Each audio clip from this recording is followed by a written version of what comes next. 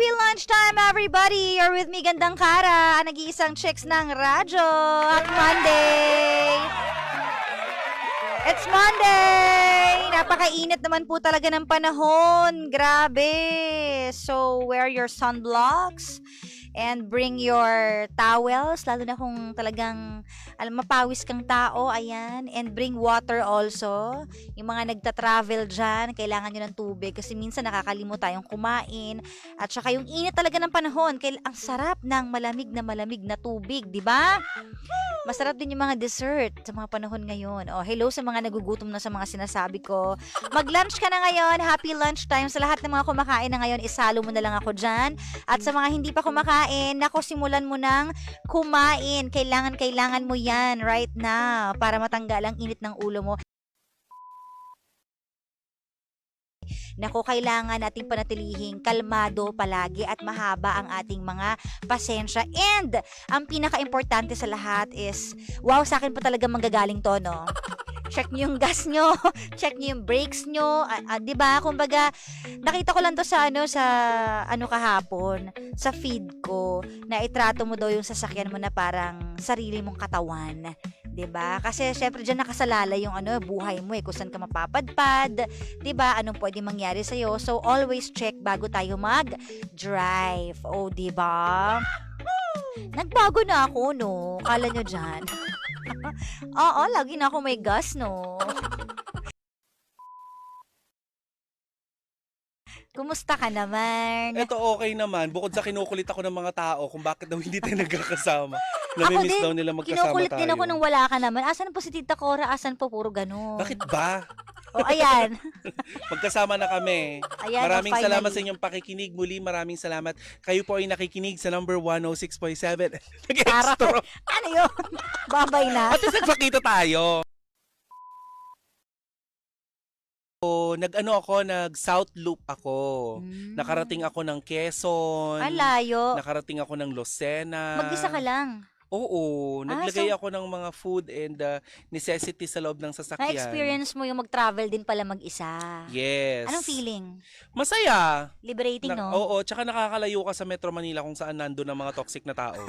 Kasi sa probinsya, wow, kasi sa probinsya, ang bagal ng oras, ang smooth. Oo. Pero pag nasa Manila ka kasi sobrang busy, daming ganap. Oo, tsaka ang sarap nung yung wala kang sinusundang oras, wala kang hindi ka nagmamadali. Kasi nung may high-buy kasi na tinatawag after ng concert. Ano yung high-buy? Yung high and buy, saglit na pagkikita niyong one-on-one. So, Si Ganda Karo kung kailan tumagisa ka naglandi. ay, nagtatanong ka, di ba? So, kinikwento ko lang. So, Sabi mo kanina, kapag niligawan ka ni Lee Min Ho, sasagutin mo. syempre, imposible naman kasi yun. Pero kung niligawan ka ni Lee Min Ho, sasagutin mo ba? Change topic. Yes or no? Hindi. Tapos, alam mo, tapos, pinlay sa screen yung greeting ko sa kanya. Hello? Oo, Sa pinlay. MOA Arena? Oo, sa MOA Arena. Tapos anong sabi? Kaya masaya na ako na pinanood niya ako. Na-video mo yon? Oo, na-video ko. Panoorin ko kasi sa vlog. Sabi ko, hi. Sabi ko, parang nag-fail ako na hindi kita nakita sa Malaysia. Hello? So, sana this time, magkaroon ako ng chance. Lalandi mo, te. Bakit ako mahihiya? Tapos anong reaction niya? Wala, nakaganon lang siya. Kasi hindi niya naintindihan. Hindi. Sabi ko dun sa nag-i-edit, lagyan mo ng translator sa baba na Oh my Korean God. para mag-gets niya sinasabi. See how entitled you are?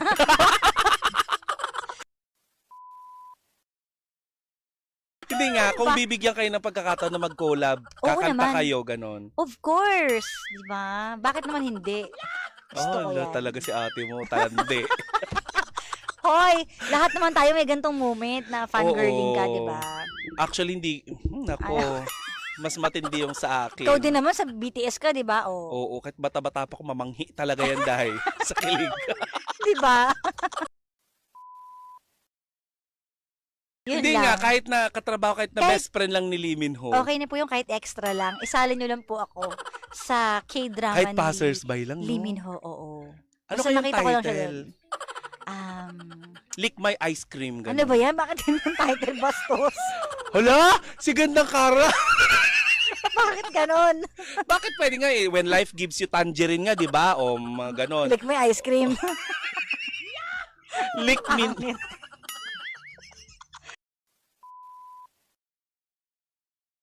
Sabi ka ng kanta, tapos ita-translate ko to Korean, kakantahin ko ng Korean. Kanta ng Pilipinas? Ganon? Ito na lang, yung basta't kasama kita. Die with a smile. Ayoko naman tat sa taas Sige, nun. sige. Yung basta't kasama Basta't kita. kasama kita. Sa tuwing tayo magkakalayo. Ano ba yan? May tumatawag! Tapos. Basta't kasama ka doon, walang magagawa. Hindi naman yun eh. Nakatawa. Korea Pinoy. Korea Pinoy? Oh my God, merong tumawag kay Gandang Kara, ang pangalan, Koreanong Hilaw. Diba? Baka maniwala sila. Nag-stroll lang eh. Kasi wala masyado namang doon eh. Parang, Stroll lang? And Oo, then, stroll lang. 4 na araw kayo nun, Day? Stroll lang? Oo nga, nag-stroll kami kasi nasa vlog. Abangan mo na lang sa vlog. Ano yung mga remarkable na nangyari sa Thailand this time? Remarkable, yung nagbiyahe kami mula Bangkok hanggang Pattaya Beach. Sakay-sakay kayo ng bus. Ngayon, yung bus na yon, hindi yung bus na normal na malaki, maliit na bus. Ito yung bus na may kumakanta sa loob. Ibang istasyon pala. Tapos, hindi. Habang nasa bus kami, akala ko 2 hours lang yung biyahe. Alam mo, yung biyahe namin, buong araw kaming nasa bus, tapos alog kami ng alog na ganyan. Kasi, Huwag ka yung magganyan. bus- Mahalay. Mahalay, lalo na pag sa edad natin. hindi. So anyways, lilipas Pero di ba naman mas to. may edad si Lee Min Ho kaysa kay Sung Pero Joong parang, Ki? ang sabi nga sabi-sabi may girlfriend na daw si Lee Min Ho na lang showbiz. Sabi, or kasal na yata siya, di lang pinapaalam kasi maraming ma-hurt. Ewan ko lang kung totoo, hindi. Chismis lang naman. Parang ikaw din. Bakitas! Diba? Hindi mo din naman alam kung totoo o hindi. Ikaw Diba? ba wala kang jowang non-showbiz? Wow. Eh di wow. Diba? So yun. Ang saya naman. You tell me. Bakit nga ba? Dahil nga dyan nauso yung kantang bakit nga ba mahal kita? O kahit di pinapansin ang damdamin ko, di mo man ako mahal. Ikaw ba? You tell me. O tawagan niyo ako tonight and you tell me your problems. Di ba? For all you know, baka merong may tulong ang inyong papa ngayon gabi sa inyo. Anong latest sa inyo? Na-miss niyo ako, matagal-tagal akong wala, no? Oh, did you guys miss me? Did you miss me? Because kayo medyo jutay lang. Jutay. Na-miss ko kayo syempre, di ba? Siyempre na-miss. Nung hindi nga tayo magkakasama, tapos nasa malayong lugar ako, umiiyak nga ako pag naalala ko kayo. Sabi ko, grabe naman. Miss ko silang lahat. Ganon. Totoo nga. Finally, umulan na. Oo nga, kakahinto-hinto lang. Umulan. Ang lakas ng ulan kanina, tas di ba biglang ulan, tas biglang wala na. Di ba? Di ba, tawag nito, pag sobrang init ng panahon, naghahanap tayo ng ulan. Pag panay na yung ulan at medyo nagbabaha na, naghahanap kayo ng araw. Hindi talaga maintindihan! Ha? Hindi talaga, hindi! Ha? Hindi talaga. Hindi talaga. Diba? Hindi talaga maintindihan. Ano ba yan? You tell me. Bakit? PJ, hindi ka live sa TikTok last week. Wala po ako last week. Nanggaling po kami ni Gandang Kasa sa Thailand. First day in Thailand. Sawadee ka! Second day in Thailand. Third year in Thailand. I'm not ready. I'm ready, boy. I'm at a party, yeah. A party good, yeah. Party, yeah. A party good, yeah. Sawadee ka.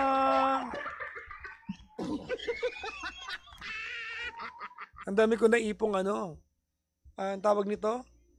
Energy, no? Ang harot ko ngayon. Tagal ko pong hinanap, tapos ganun lang po yung ending. Sa madaling sabi, you never had the chance to at least be in his presence nung buhay pa siya. Opo, Papa Jack. Papa Jack, kasi nung nalaman kong may papa ako, ang dami ko pong tanong, ang dami ko pong pinractice na speech, tatanungin, yung mga ano bang May dadamitin galit ko ka pag ba? nagkita May kami. galit ka, or you just want a part of you fulfilled?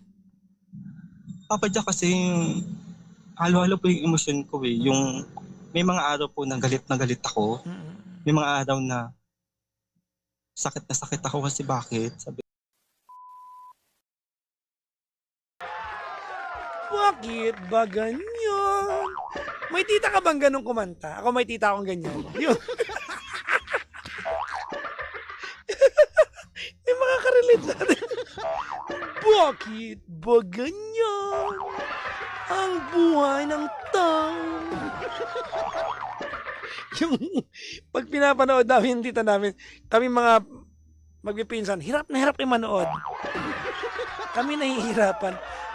Mayroong mayaman at tapi sa mundo.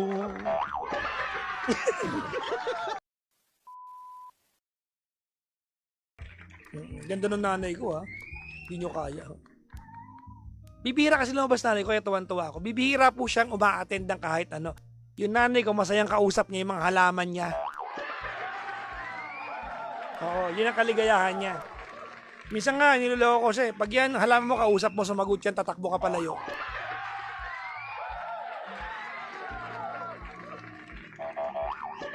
Oo nga. Oo. Diba? May halaman siya eh. Yung kapatid ko nga, nung napunit niya yung dahon ng halaman ng nanay ko, muntik nang itakwil eh. Siyempre, mas mahalaga yung halaman, no? Gusto kong tignan mo ito sa part na to. I am not going at any point, I am not going to lawyer your sister. Your sister is old enough to decide for herself. If she is stupid, mapapahamak siya. If she is wise enough, if she comes to her senses, she can save herself. Tama, mali? Tama po. Now, ganito yan. Hindi kaya may nangyayaring bugbugan sa kanilang dalawa kasi binigyan nyo ng attached condition yung kapatid mo na bawal siya mag-boyfriend kaya nagtago sa inyo. Kasi condition nyo yun eh. Hindi ko alam kung bakit kayo may attached condition na wag ka magjowa ha, kapalit ng 4K a month. Bakit mo kailangan bigyan ng kondisyon? Tumulong ka lang. Kasi tulong naman to, hindi naman ito obligasyon eh. Sabi ni Ruby, mag-Japan ulit kayo ni GK. Actually, nung nasa Thailand kaming dalawa, di ba galing kami Thailand? Ikukwento ko ba ito or sa Friday na lang? Sa Friday na lang. Sa Friday na lang. Kasi, sa Friday na lang. Ipaalala nyo lang ha. Ang keyword sa Friday, ikukwento nyo lang, ang keyword ay abroad/brainstorming.